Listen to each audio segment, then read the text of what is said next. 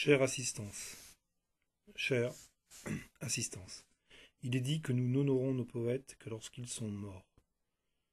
Il est dit que nous n'honorons nos poètes que lorsqu'ils sont morts, lorsque le couvercle du caveau familial ou une butte de terre humide sont venus marquer la séparation définitive entre lui et nous, lorsque la détresse et la misère ont fini par étouffer le créateur de poèmes, lorsqu'il a, pour reprendre la formule consacrée et embarrassante des piètres nécrologues, lorsqu'il a rendu l'âme. Il se trouvera toujours alors, si Dieu le veut, un bureau officiel qui commencera à tourner les pages de son carnet d'adresses, et la postérité peut s'atteler à la tâche. Il y aura des gerbes et des couronnes, des cercles, se réunissant tout exprès pour les déposer, et c'est alors toute une industrie distrayante qui se met en branle, entre vins d'honneur et salons ministériels, jusqu'à ce que le poète sombre dans un oubli définitif, ou qu'on se décide à éditer ses œuvres complètes.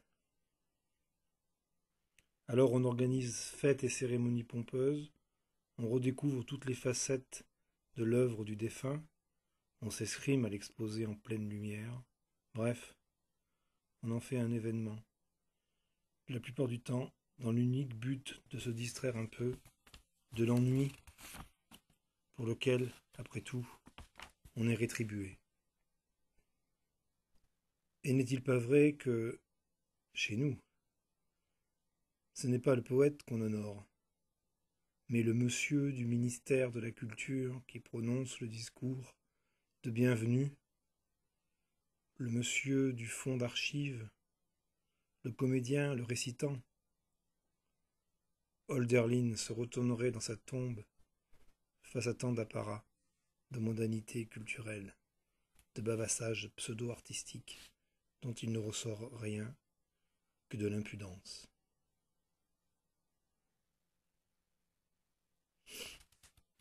Ceux dont on fait grand cas, qu'on fête avec tambour et trompette jusque dans les arrière-salles avinées, les écrivains pour magazines et les littératures calibrées pour l'export, qui parfois décrochent même le prix Nobel, ne sont dans la plupart des cas que foutaises, apprêtés et phénomènes de mode.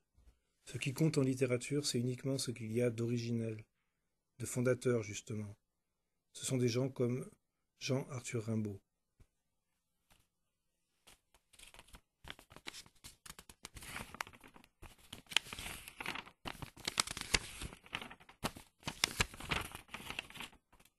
L'écriture n'a été rien d'autre pour lui qu'une tentative d'évasion, une soupape pour un excès de vitalité, a dit de lui Stefan Zweig.